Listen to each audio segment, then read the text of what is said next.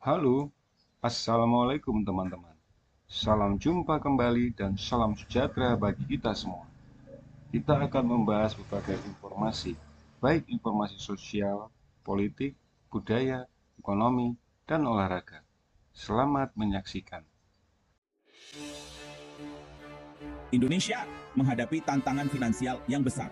Negara ini harus mengelola sejumlah besar utang yang akan segera jatuh tempo. Beban utang ini yang terakumulasi selama bertahun-tahun merupakan ancaman nyata bagi stabilitas ekonomi negara. Situasi ini membutuhkan pertimbangan yang cermat dan perencanaan strategis untuk menghindari potensi krisis besar, dan waktu pembayaran utang yang akan datang membutuhkan pendekatan yang komprehensif untuk mencegah konsekuensi negatif bagi ekonomi Indonesia. Skala jatuh tempo utang Indonesia sangat besar. Pemerintah menghadapi dinding pembayaran dalam beberapa tahun mendatang. Ini termasuk kewajiban utang dalam dan luar negeri. Kegagalan dalam mengelola pembayaran ini secara efektif dapat menyebabkan krisis utang negara. Ini akan berdampak buruk pada ekonomi Indonesia dan rakyatnya. Tekanan ada pada pemerintah untuk mengatasi tantangan ini secara efektif. Lanskap ekonomi global semakin memperumit situasi Indonesia. Kenaikan suku bunga dan dolar AS yang kuat meningkatkan biaya pembayaran utang luar negeri. Ini menambah lapisan kompleksitas lain pada manajemen utang Indonesia. Pemerintah harus mempertimbangkan faktor-faktor eksternal ini ketika merumuskan strategi-strateginya. Pendekatan proaktif sangat penting untuk mengurangi risiko yang ditimbulkan oleh hambatan ekonomi global ini. Beban utang Indonesia dan jatuh tempo yang akan datang merupakan tantangan yang signifikan. Pemerintah harus bertindak tegas untuk mengatasi masalah ini. Kegagalan untuk melakukannya dapat memiliki konsekuensi yang parah bagi masa depan ekonomi negara. Bagian berikut akan membahas lebih dalam faktor-faktor yang berkontribusi terhadap beban utang ini dan mengeksplorasi solusi potensial. Pandemi COVID-19 memiliki dampak yang besar pada keuangan Indonesia. Perlambatan ekonomi yang disebabkan oleh pandemi menyebabkan penurunan tajam dalam pendapatan pemerintah. Ini terutama disebabkan oleh berkurangnya penerimaan pajak karena bisnis mengalami kesulitan dan pengangguran meningkat. Bersamaan dengan itu, pemerintah harus meningkatkan pengeluaran untuk memerangi krisis kesehatan dan mendukung ekonomi. Kombinasi dari pendapatan yang berkurang dan pengeluaran yang meningkat secara signifikan memperlebar defisit anggaran. Untuk membiayai defisit ini, pemerintah Indonesia harus berutang besar-besaran. Peminjaman besar-besaran ini, meskipun diperlukan untuk mengatasi krisis langsung, secara signifikan menambah beban utang negara. Pemerintah menggunakan pinjaman dalam dan luar negeri untuk mengamankan dana yang diperlukan. Sementara pinjaman ini memberikan bantuan selama pandemi, hal itu meningkatkan tekanan pada keuangan Indonesia dalam jangka panjang. Dampak pandemi pada keuangan Indonesia tidak dapat disangkal. Rasio utang terhadap PDB negara, indikator utama kesehatan fiskal, telah meningkat secara signifikan sejak tahun 2020. Peningkatan utang ini menimbulkan kekhawatiran tentang keberlanjutan keuangan Indonesia dalam jangka panjang. Pemerintah sekarang menghadapi tantangan dalam mengelola beban utang yang meningkat ini, sambil juga mendukung pemulihan ekonomi. Meningkatnya beban utang Indonesia memiliki implikasi yang luas bagi warganya. Meskipun utang dapat menjadi alat yang berharga untuk membiayai pembangunan dan mendorong pertumbuhan ekonomi, utang yang berlebihan dapat berdampak negatif bagi masyarakat. Memahami kompleksitas ini sangat penting untuk mengevaluasi dampak sebenarnya dari beban utang Indonesia. Salah satu kekhawatiran yang signifikan adalah potensi efek crowding out dari pinjaman pemerintah yang tinggi. Ketika pemerintah banyak meminjam, hal itu bersaing dengan sektor swasta untuk mendapatkan kredit yang terbatas. Hal ini dapat menyebabkan suku bunga yang lebih tinggi, membuat bisnis lebih mahal untuk berinvestasi, dan bagi individu untuk mengakses pinjaman. Akibatnya, pertumbuhan ekonomi mungkin terhambat karena investasi sektor swasta menurun. Efek crowding out ini dapat menghambat penciptaan lapangan kerja dan kemakmuran ekonomi secara keseluruhan. Di sisi lain, pinjaman pemerintah juga dapat berdampak positif bagi masyarakat. Ketika diinvestasikan dengan bijak, dana pinjaman dapat membiayai proyek infrastruktur penting, meningkatkan sistem perawatan kesehatan dan pendidikan, dan mendukung jaring pengaman sosial. Investasi ini dapat meningkatkan produktivitas, meningkatkan taraf hidup, dan menciptakan peluang ekonomi baru bagi masyarakat Indonesia. Kuncinya terletak pada memastikan bahwa dana pinjaman digunakan secara efektif dan transparan untuk memaksimalkan dampak positifnya. Namun, beban pembayaran utang ini pada akhirnya jatuh pada masyarakat, perawatan kesehatan, pendidikan, dan pembangunan infrastruktur. Pemerintah Indonesia sangat menyadari tantangan yang ditimbulkan oleh meningkatnya beban utang. Berbagai strategi sedang diterapkan untuk mengelola utang ini secara efektif dan memitigasi potensi konsekuensi negatifnya. Langkah-langkah ini bertujuan untuk mencapai keseimbangan antara tanggung jawab fiskal dan dukungan berkelanjutan untuk pertumbuhan ekonomi. Transparansi dan akuntabilitas sangat penting untuk membangun kepercayaan publik dan memastikan efektivitas strategi ini. Salah satu pendekatan kunci adalah konsolidasi fiskal. Ini melibatkan pengurangan defisit anggaran dan memangkas pengeluaran dan meningkatkan pendapatan. Pemerintah telah menerapkan langkah-langkah penghematan, merampingkan pengeluaran publik, dan mengurangi inefisiensi. Namun, mencapai keseimbangan sangatlah penting. Langkah-langkah penghematan yang terlalu agresif dapat menghambat pertumbuhan ekonomi merusak kemampuan pemerintah untuk membayar utangnya dalam jangka panjang. Lebih lanjut, pemerintah sedang menjajaki jalan untuk meningkatkan penerimaan pajak. Ini termasuk langkah-langkah untuk memperluas basis pajak dan meningkatkan kepatuhan pajak. Dengan membuat pemungutan pajak lebih efisien dan adil, pemerintah dapat menghasilkan lebih banyak sumber daya untuk memenuhi kewajiban utangnya tanpa harus menggunakan pinjaman yang berlebihan. Namun, reformasi pajak harus dirancang dan dilaksanakan dengan hati-hati untuk menghindari membebani bisnis dan individu secara berlebihan yang dapat menghambat kegiatan ekonomi. Transparansi dan akuntabilitas sangat penting untuk manajemen utang yang efektif. Pemerintah harus mengomunikasikan strategi manajemen utangnya dengan jelas kepada publik. Memberikan informasi terperinci tentang tingkat utang, komposisi utang, dan tujuan penggunaan dana pinjaman sangatlah penting. Transparansi ini mendorong kepercayaan dan memungkinkan warga negara untuk meminta pertanggungjawaban pemerintah atas keputusan keuangannya. Upaya pemerintah untuk mengelola utang dan memastikan transparansi adalah proses yang berkelanjutan. Pemantauan dan evaluasi yang berkelanjutan terhadap strategi ini sangat penting untuk beradaptasi dengan perubahan keadaan ekonomi dan memaksimalkan efektivitasnya. Dialog terbuka dan kolaborasi antara pemerintah, sektor swasta, dan masyarakat sipil sangat penting untuk mengembangkan dan menerapkan solusi berkelanjutan untuk tantangan utang Indonesia. Bagian 5 perspektif global, perbandingan utang Indonesia.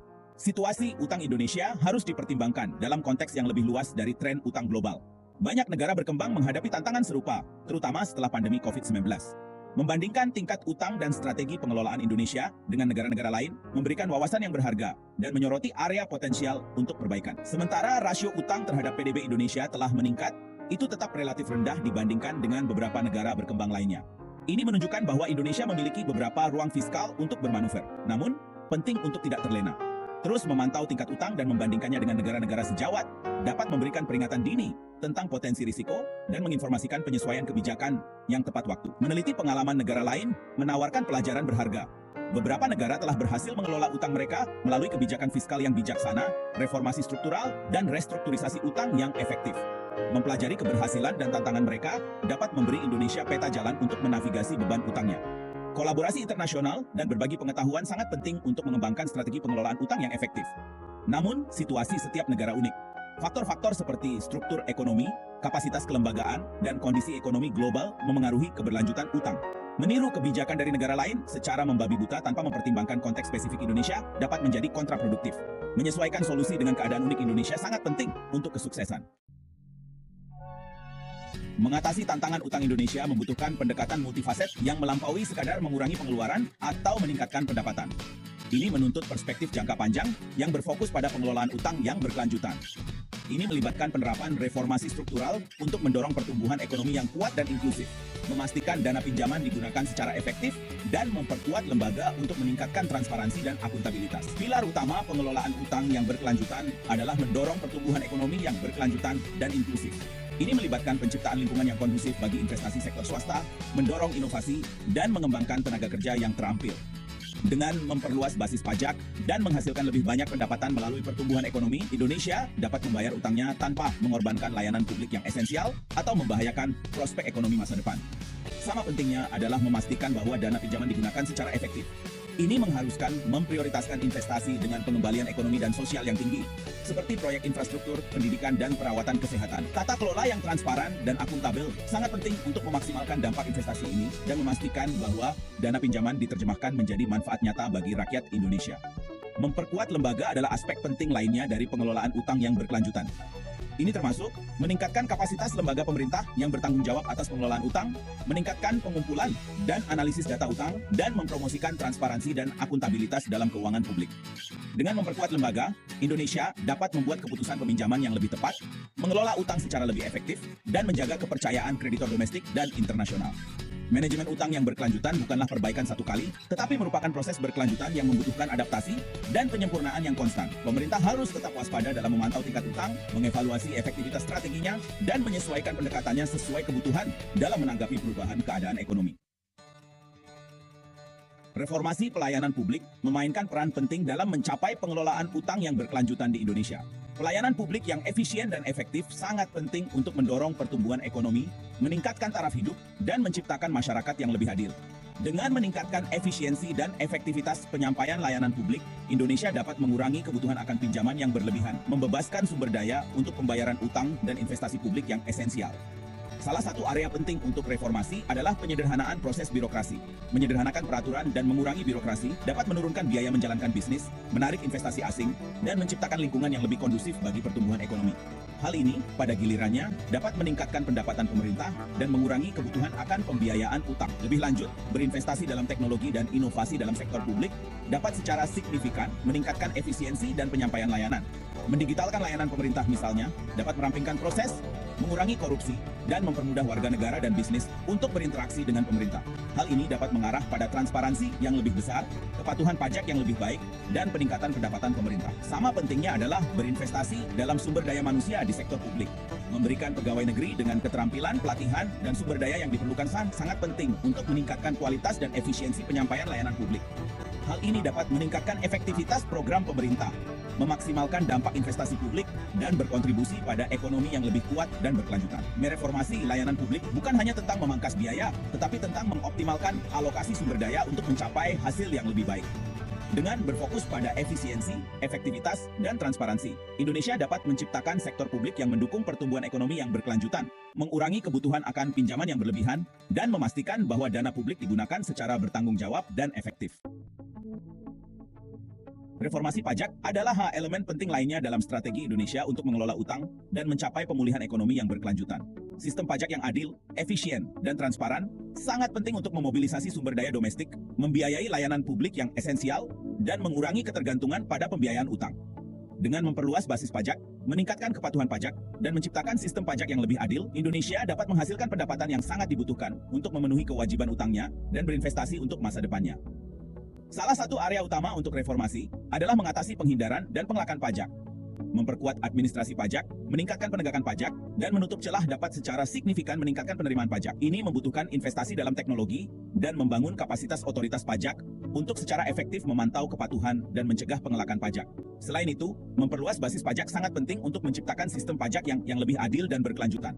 Ini dapat melibatkan eksplorasi sumber pendapatan baru, seperti pajak karbon atau pajak layanan digital, untuk memastikan bahwa semua lapisan masyarakat berkontribusi secara adil terhadap keuangan negara. Namun, setiap pajak baru harus dirancang dan diterapkan dengan hati-hati untuk menghindari terhambatnya kegiatan ekonomi atau membebani kelompok tertentu secara tidak proporsional.